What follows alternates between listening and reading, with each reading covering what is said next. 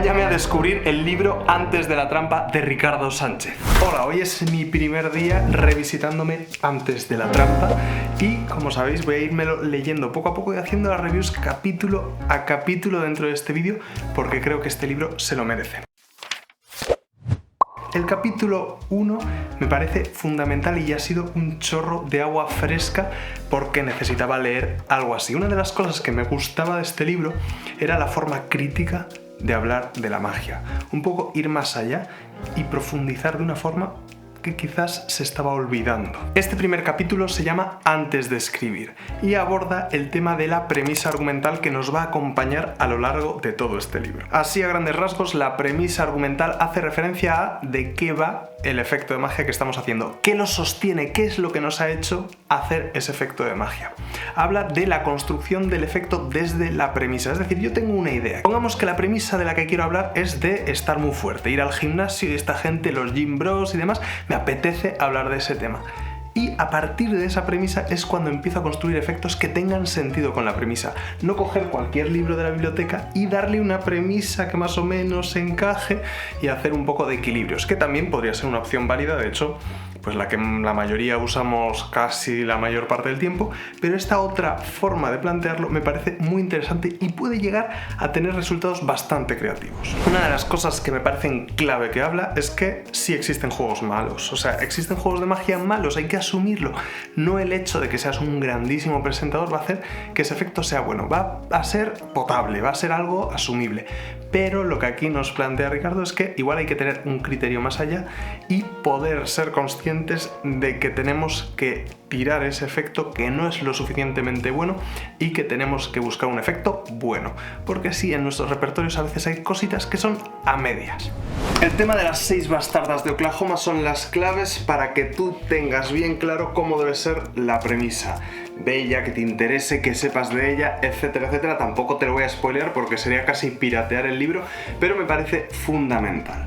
Luego sigue profundizando en cómo deben ser estas premisas y los distintos tipos de premisas, porque no siempre tiene por qué ser una historia, también puede ser el imposible o la belleza como premisa, y aquí es cuando lo aborda. Y aquí llegamos a la parte más rompedora, es Aristóteles y la magia. Coge la teoría que tiene Aristóteles en su retórica y la amolda y la encaja para que tenga sentido con la magia y podamos construir espectáculos teniendo en cuenta la perspectiva de Aristóteles. Si bien es cierto que a veces siento que el tema de Aristóteles está casi metido a calzador, considero que esto es fundamental para cualquier persona que esté empezando a plantearse hacer un show.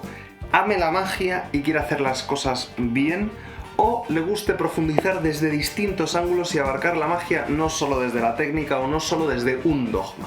Debo decir que después de leer este capítulo me dieron ganas de leerme la retórica de Aristóteles, pero hace ya tiempo me intenté leer la poética de Aristóteles y no lo he conseguido terminar.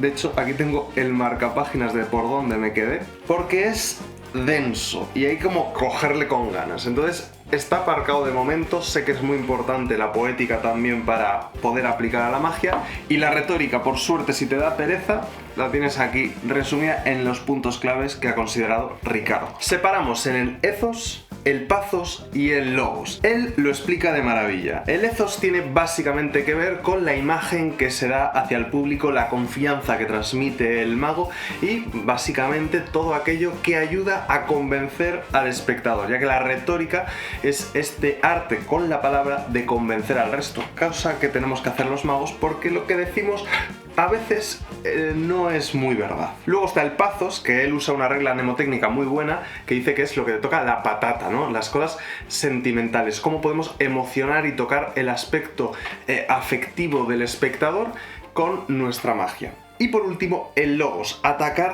a lo más lógico, a la mente más analítica del espectador. Luego, estos conceptos van aplicados a 3 dimensiones. Una, el efecto de magia en sí, otra, la sesión de magia y por último, el mago. Entrelazando estas dimensiones conseguimos analizar cómo el mago debe estar en escena, cómo debe atacar al público, cómo el efecto tiene que tocar las emociones, cómo debe de atacar a la parte lógica, etcétera, etcétera. Tampoco puedo aquí abarcar toda la complejidad de este tema, pero considero que es muy interesante. Hay algunos apartados que veo más claros que otros, pero al final ha conseguido encauzar muy bien esta teoría y creo que se sostiene bastante bien. Así que sí, si vas a empezar a hacer un espectáculo, este libro es fundamental. Puede ser que no estés de acuerdo con la forma de abarcar lo que comenta, pero sí que considero que si al menos lo reflexionas vas a sacar mucho partido. Además, considero que la forma de redactar este libro es bastante sencilla. Es como sentarte ahí en la trastienda de Magia Studio y que Ricardo te cuente un poco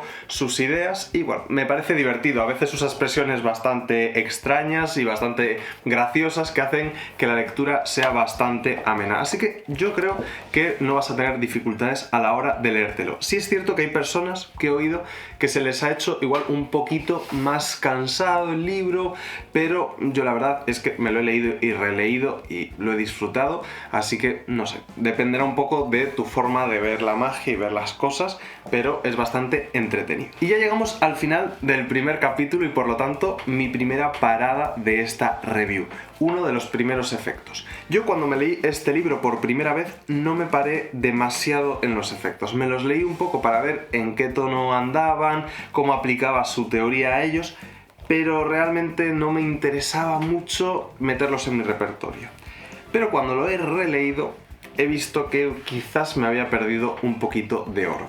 La primera rutina es un efecto de mentalismo, y ya sabéis que a mí me flipa esta rama de ilusionismo, en el que se va adivinando cuatro pensamientos, hace un acercamiento muy interesante a una técnica clásica que rompe completamente lo que todos conocemos de esta técnica y puede engañar más o dar una sensación más mágica o imposible que lo que estábamos acostumbrados a hacer, que quizás sea conocido por profano. Te regala sutilezas psicológicas de Bob Cassidy, está apoyado en hombros de gigantes y al final te hace una rutina bastante redonda y muy cómoda de aplicar. Además, soluciona uno de los problemas clave de este tipo de rutinas, y es que muchas veces, por ejemplo, los 3 papeles de Kaplan acaba con una carta elegida entre unas cuantas, y eso quizás rompe un poco la estética de esta parte mental. No por el uso de las cartas, sino la forma de la elección. Y aquí lo aborda en que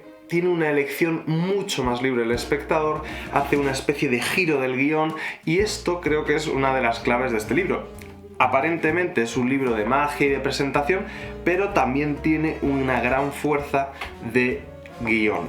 Entonces yo creo que de este juego se puede aprender mucho, cómo además luego reflexiona el porqué, cómo estructurar la charla, y lo hace muy poco espacio. De hecho, no rellena páginas con paja, la verdad es que todo está bastante resumido, y en la propia teoría, cuando ya asume que ya lo has entendido, no vuelve a repetirlo, a veces te manda a otros textos, no quiere hacer de este libro más gordo simplemente para rellenarlo, ¿no? Que a veces sí que pasa y sí que se nota, pero yo creo que aquí va bastante al punto. Y con eso acabamos el primer capítulo, que ya me lo he releído, lo he vuelto a interiorizar y lo volveré a leer en un futuro porque, como siempre, se me olvidan las cosas y no puedo estar memorizando todos los libros, simplemente hay que poco a poco ir interiorizando las cosas que casan contigo.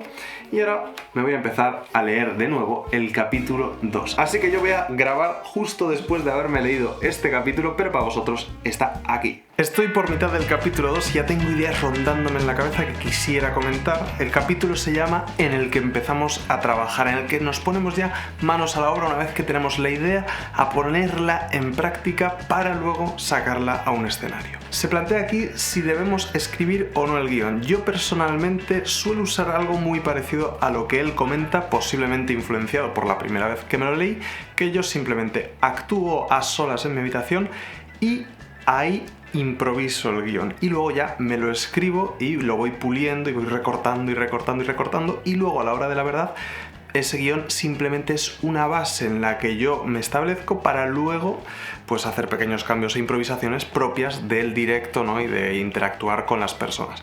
Entonces me parece muy interesante la forma que tiene de plantear la escritura del guión para que sea algo natural, porque el tipo de magia que él hace es una magia más espontánea, en el que el mago es la persona y no es una persona, un personaje extravagante ni nada. Creo que esto se adapta a un estilo muy particular de hacer magia, magia. Entiendo que espectáculos como el de Enric Magú, no se ciñen a este tipo de magia, ¿no? Porque es un Frankenstein con una personalidad completamente distinta, y aquí se basa en un mago que es persona, ¿no? Que es la persona con la que estás interactuando. Después de plantear esto, habla de su estructura favorita, que es muy similar a la tradicional presentación, nudo y desenlace, y nos va desarrollando cómo él valora la introducción del efecto, cómo da importancia a la claridad, a tenerlo todo bien claro y que el espectador no tenga la menor de las dudas antes de llegar al momento de las vicisitudes.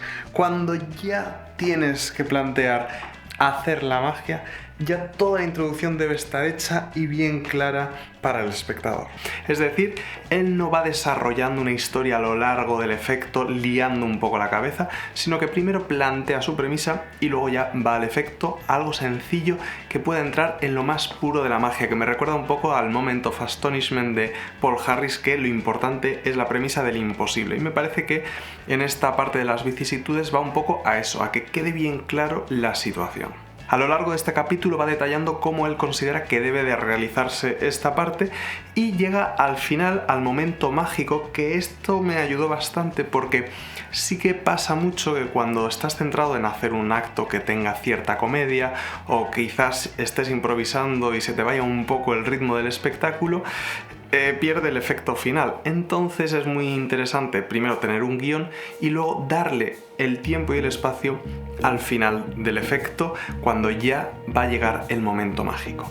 Y para terminar, muy brevemente, habla del epílogo, de cómo terminar ya el efecto cuando el pescado ya está vendido, y yo creo que esta parte pues es muy sencilla de entender. Ya has hecho todo el camino hasta este momento en el que el espectador simplemente tiene que vivir la magia.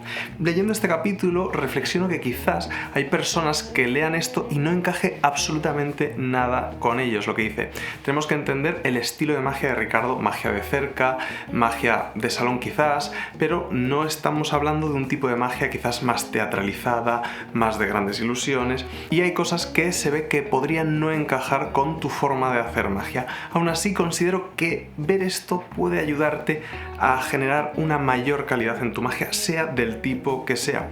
Lo hagas caso o no lo hagas caso, lo importante es reflexionarlo. El juego que viene ahora es relativamente sencillo, básicamente es la transposición o el viaje de una carta firmada por el espectador entre dos paquetes. Pero la clave de este efecto, que por cierto lo podéis ver en el canal de Paco Rodas y en el de propio Magia Studio también, es que la premisa se plantea en la introducción. Y como bien nos dijo en el libro, luego las vicisitudes están bastante limpias, bastante claras.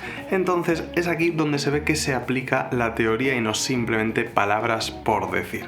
Es cierto que quizás este juego no le vaya a dar muchas más vueltas, creo que es interesante a nivel metodológico, la reflexión que tiene al respecto también me gusta bastante, y no deja de ser uno de estos pequeños jueguitos para poder meter en tu espectáculo, quizás con otra presentación, o igual te da ideas, con algunos manejos que me parecen interesantes, sobre todo la reflexión que tiene sobre la cara de la carta y que se pueda estar viendo durante todo el rato. No puedo hablar mucho más de ello, pero simplemente es el hecho de que si dejas una carta boca abajo se pierde la imagen de esa carta, pero cuando la dejas boca arriba, evidentemente ahí sigue estando la carta. Así que aquí soluciona esto dejando la carta elegida todo el rato boca arriba. No os voy a spoilear más y vamos a seguir con el libro, porque aquí viene una parte que a mí me encanta: los 7 pecados capitales del guión. Desde el primer momento que me leí este libro, este apartado me ha volado la cabeza. Me encanta, los 7 pecados capitales del guión. Yo considero que 7 son pocos, creo que se cometen muchos más pecados, pero aquí resume un montón de cosas manidas, frases hechas que decimos sin pensar, incluso formas de construir las frases que hacen que quizás pierda un poco de fuerza el guión y al final estén todos siendo planos, iguales y no tengan gracia. Frases de stock, la forma de usar el condicional, bueno, tenemos un montón de todo que yo no voy a hablar más por no spoilear, pero me parece que es muy importante leerlo e intentar aplicarlo. Puede que estés a favor, en contra, me da igual. Creo que tienes que leerlo y luego es que no vas a poder dejar de verlo. Esto es la gracia del asunto, que yo recuerdo cuando lo leí empezar a ver actuaciones de magia y decir, vale, aquí está diciendo las cartitas, o aquí te voy a pedir que no sé qué, y un montón de cosas que, pues, que una vez que lo leas, no, te juro, no vas a poder dejar de notarlo. Como te dije, me gusta esta visión crítica que tiene, pero aquí se lava las manos porque este capítulo de los 7 pecados no lo ha escrito Ricardo, o eso dice, porque está escrito como si fuese Charlton Heston. Tú fuiste el mago, Mesala. Y es por eso por lo que tiene aquí un dibujo de él riéndose mucho, porque habla de estos pecados desde su perspectiva como actor. Así que me parece bastante divertido porque esto luego lo vuelve a hacer más adelante con la obra de Hitchcock. Bueno, no sé si va a hacer mejor o peor tu magia, pero al menos creo que vas a tener un poco más de criterio. Después de la charla con Charlton Heston, después de los pecados continúa con más consejos para hacer que tu magia sea aún mejor. Desde hacer que todo brille, puliendo la práctica hasta el más último de los detalles, haciendo prácticas sin los objetos. Esto es una idea muy interesante, ¿no? De poder reflexionar el efecto de magia sin tener los elementos en las manos. De hecho, dice una cosa muy interesante, y es que muchas veces se dice que hay que tener practicada la técnica tanto que puedas hacer la magia solamente centrándote en la presentación. Y aquí da un paso más allá y dice que tienes que tener la presentación y la práctica tan ensayadas que lo importante ahora sea centrarse en el presente, estar con la gente, improvisar con las situaciones que ocurran, estar atento a las ocurrencias del público, porque la presentación y la técnica ya son una segunda parte de ti. Aún así, no da una importancia total a la perfección, de hecho da importancia a la imperfección, ya que todas las obras artísticas requieren cierta imperfección. Hace una analogía con los cuadros de Mondrian, que, bueno, si los conocéis, son estas líneas que parecen totalmente rectas, pero al acercarte se ven los trazos y se ve realmente la imperfección, y esto es algo que funciona en muchas artes, por ejemplo en los efectos visuales de Hollywood con sus explosiones y demás. Para que funcionen tienen que tener imperfecciones, y esto es algo que quiero hablar en otro vídeo, así que os dejo ahí la cosita ya adelantada. Tiene muchos más apartados, como la importancia de los clichés o cómo tenerlos en cuenta a la hora de trabajar, que porque funcione no significa que sea algo que tenga que estar ahí, sino que, bueno, que hay que ser consciente que ciertas cosas que hacemos son clichés y funcionan porque son clichés. Y entre estos apartados que tiene por aquí hay uno que me encanta, que son los guiones prohibidos. Es una pequeña selección de guiones que quizás ya están muy manidos. Ya la baraja que te regaló tu abuelo, quizás que hayas jugado una partida con un taur en el Mississippi o donde sea, no es muy creíble a tus 14 años. Entonces, aquí tiene una especie de visión crítica de algunos guiones, que yo creo que hay muchos más que se van viendo por ahí, ¿no?, constantemente, pero digamos que aquí te empieza ya a dar la miguilla de que tengas la cabeza de que quizás tengas que dar algo más de ti, algo nuevo. En fin, tampoco voy a contar los apartados tan al detalle, porque si no os estoy contando el libro entero y ya suficientemente larga es la review. Así que vamos a pasar al siguiente juego o metáfora, que es como así denomina a los juegos en este libro, y este se llama Los Adivinos. Este juego es un poco curioso porque es una adivinación de una palabra que tienes predicha, y las adivinaciones que van seguidas de una predicción a veces nos chocan un poco, y aquí mismo dice que quizás no tenga mucho sentido predecir algo que vas a adivinar, porque si lo adivinas y lo tenías predicho, quizás no lo has adivinado, simplemente has dicho lo que tenías predicho. No sé si me estoy explicando. Sin embargo, aquí dice que funciona, cosa que creo que entra un poco en contradicción con que antes dijo que los clichés, porque funcionasen, no tenían por qué hacerse, porque era, bueno, un poco así la cosa, que a mí me rayó un poco, pero debo admitir que el juego está muy bien, la parte técnica para lograrlo es muy interesante y quizás se pueda extrapolar a otros juegos, y sobre todo que se ve aquí un poco su teoría. Y acabando con este juego tenemos la parte que ha escrito Hitchcock. Bueno, no Hitchcock, sino es una entrevista entre Hitchcock y Truffaut, que formaría parte de este libro que me he comprado evidentemente después de leer este libro, pero no me lo he leído porque es una reciente compra. Y se supone que la conversación que tiene Ricardo aquí es un extracto, ficticio evidentemente, de una conversación que tuvieron Truffaut y Hitchcock hablando de la magia y relacionando los conceptos de este director de cine con la magia. Evidentemente no lo voy a contar todo, sí que voy a decir que son unas pequeñas píldoras de información. La teoría aquí está bastante fácil, te puedes leerlo en un instante todo lo que tiene y luego lo digieres y lo haces tuyo. Es cierto que no todo es dogma y quizás hay cosas de aquí que te parezcan disparates, pero lo que sí es interesante es comparar el conocimiento que hay en el mundo del cine con el de la magia y así enriquecerte, porque siempre es interesante leer otras cosas más allá de la magia, ya sea cine, arte de todo tipo, filosofía, psicología, cualquier cosa te puede servir. De hecho, autores como Gaby Pareras siempre recomendaban algunos libros que poco tenían que ver con la magia aparentemente. Y con eso llegamos al siguiente juego o metáfora, que son los tres cerditos. Una rutina de cartas en la que van viajando, que me parece que está muy bien estructurada, pero sí o sí tienes que leerla con la baraja en la mano haciendo lo que dice, porque es de estas que son con tantos pasos y demás que leerlas simplemente así pues puede hacerse un poco lío, pero al final se acaba pillando. Quizás no sea algo que yo incorpore a mi repertorio, me ha parecido interesante, pero quizás sea de los juegos que menos me han llamado del libro. Y continuamos con lo siguiente, tipos de guión. Y os pensaréis que llevo leyéndome este libro muchísimo porque estoy con sudadera y este vídeo lo estoy subiendo en verano, pero no, bienvenidos a Cantabria.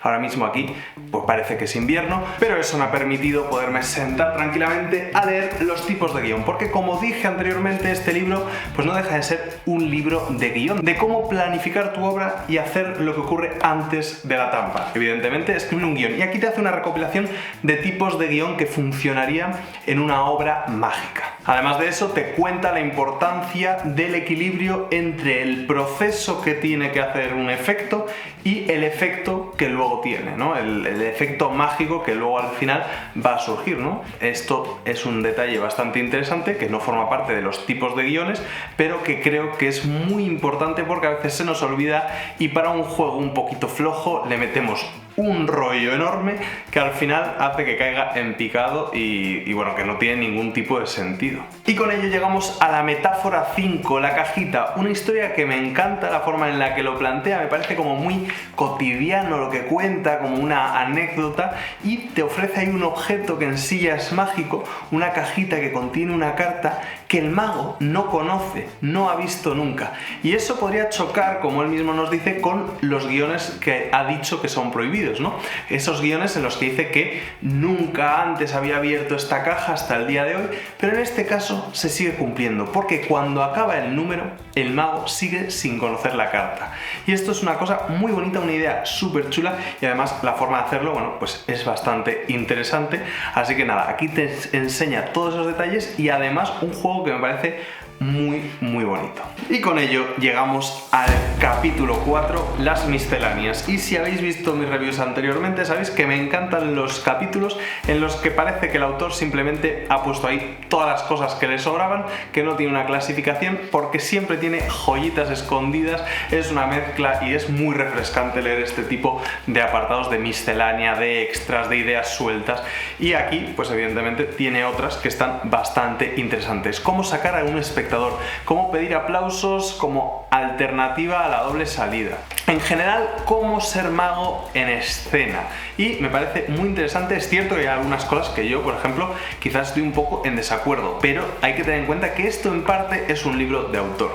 Es cómo concibe Ricardo la magia y pues tiene unos apuntes pues sobre el vestuario y demás que quizás haya alguien que no cuaje, ¿no? Por ejemplo, aquí habla mucho de forma irónica y satírica de las personas que llevan pues una baraja de cartas como corbata o alguna cosa así, que aparentemente puede ser algo pues ya pasado de moda, pero oye, si es tu decisión estética es lo que es y ya está, y seguramente haya una razón detrás, pero eso es lo importante. Al final yo creo que lo deja escrito en el libro, que lo importante es que haya una razón detrás para tomar esas decisiones. De hecho, hay magos que admiramos un montón, que no es que luzca mucho por su forma de vestir, su ropa cotidiana, quizás no de altísima calidad, pero su magia es más buena que todo eso y quizás nos dé un poco, igual separamos al mago y lo importante es la magia. De hecho, yo hoy me he venido posiblemente con mis mejores galas, para hacer esta última parte de la review. Pero en realidad la idea general, que es que tienes que reflexionar el por qué haces esas cosas, es lo importante. Es decir, si tú vas a salir ahí con una camiseta normal y corriente,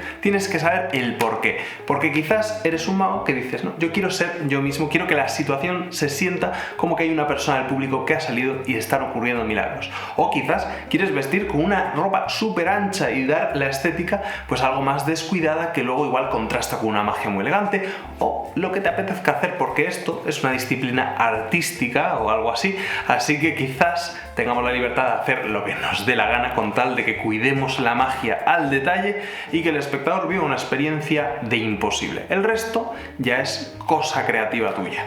Lo que sí debo decir es que aquí hay un apartado que me parece muy importante, y es ensayar los momentos muertos. De hecho, esto lo estuve hablando con un amigo músico para hacer los conciertos de música. En magia, bueno, tienes un poco de forma de llevar entre juego y juego, el final del clímax deja el aplauso muy bien y rápidamente con una broma lo puedes engarzar, pero quizás en un concierto de música cuesta más, de entre canción y canción después del aplauso, retomarlo o ver cómo encajar los momentos muertos o si hay algún fallo técnico. Y este capítulo me parece muy interesante para cualquier disciplina artística, que no solo hay que ensayar la técnica, sino lo que ocurre entre técnica y técnica, lo que ocurre cuando no ocurre nada. Es un apartado muy pequeñito, de hecho pues no sé cuántas líneas tendrá, pero no llegará a 20, y me encanta, la verdad, me parece súper importante, y es algo como que a veces se pasa por alto y se nos olvida. Y como dije antes, explica cómo ir a buscar al espectador. Habla de que los espectadores son como vampiros. Eso os lo voy a dejar para que lo descubráis en la lectura, pero la verdad es que yo siempre he sido bastante reacio a pedir voluntarios, al principio, sobre todo cuando empezaba, porque me daba miedo cuando sacase a alguien que se pensase que es un compinche, cosa que no tiene mucho sentido, porque si yo pido voluntarios, pues puede levantar la mano un compinche, ¿no? O sea, no tiene sentido. Y yo cuando leí esto en 2018 fue como quitarme un peso de encima y decir, bueno, aquí hay una persona con un poco más de autoridad que yo que dice que, bueno, puedes elegir espectadores a dedo, o quizás puedas lanzar cosas para que se lo vayan pasando y demás, que sea un poco más lúdico. Ojo importante, si vas a un teatro no uses bolitas pequeñas, un teatro grande, porque puede ser que pierdas todo el tiempo en que la busquen. Eso te lo digo como una pequeña experiencia. Y ya como último detalle, que lo mezcla por ahí por el texto, es que hay que tratar bien al espectador, que suba y que viva una experiencia mágica. Esto ya lo comenté cuando leí Conclusiones de Cristian Miró, libro que recomiendo por supuesto, pero creo que el punto clave de ese libro es que el espectador tiene que estar a gusto en el escenario. No estamos ya en época para reírnos de la gente que sube al escenario. Podemos reírnos, podemos disfrutar, podemos crear comedia, pero pensemos más allá de reírnos y ridiculizar a la persona que está en escenario. Evidentemente estás actuando con tus mejores amigos en su casa y te apetece hacer un poco de jolgorio, pues puedes hacerlo, ¿no? Porque estás en un clima de confianza. Pero más allá de eso, tú tienes que respetar al público. Ellos han ido a vivir magia, ilusionismo, no a reírse de la gente o que se rían de ellos mismos, así que ten esto muy en cuenta. Estamos pasando ya de largo en esto, y Ricardo lo comenta, yo lo comento, Cristian lo comenta, y muchos magos evidentemente ya han pasado de largo esa época. Y llegamos al último de los juegos, a la última metáfora, el gato de Schrödinger, que puedes ver en su canal de YouTube. De hecho, muchos de los juegos que he dicho sí que los tiene en su canal de YouTube, otros no, que la verdad me gustaría poderlos ver en vídeo hechos por él, pero este sí que tienes la oportunidad de verlo en los encuentros que hacen en El Bastardo, ahí en Malasaña, que lo hace ahí para todo el público, y puedes ver realmente cómo es este efecto, que tiene una premisa que a mí me gusta mucho, que es el tema del gato de Schrödinger. Yo no sé si seguramente influido por leer esto, quise hacer una presentación, un juego de Colombini que me encajaba, y luego, bueno, cambió mil cosas, pero partía un poco de esta premisa que tienen aquí, y luego un juego de Colombini que no tiene absolutamente nada que ver con lo que se plantea aquí, pero bueno, casaba bastante bien, y es un juego bastante bonito. No os voy a decir nada porque lo podéis ir a ver a su canal, así que con eso estamos llegando al final del libro. Y ya llegamos al final de esta review, que posiblemente me haya quedado súper larga. De hecho, ya estoy estoy editando parte de ella, que tengo ahí el ordenador con la línea de tiempo.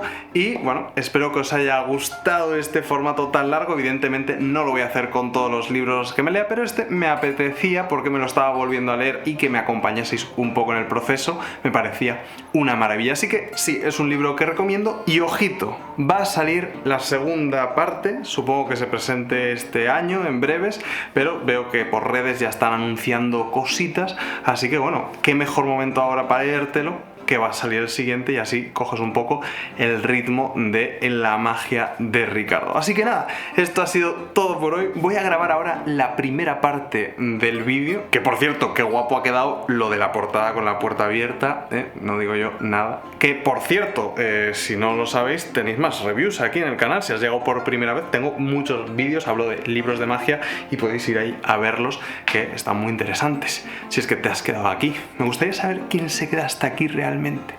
Te dejas ahí un comentario, una nutria, por ejemplo, no sé, lo que te dé la gana. Adiós.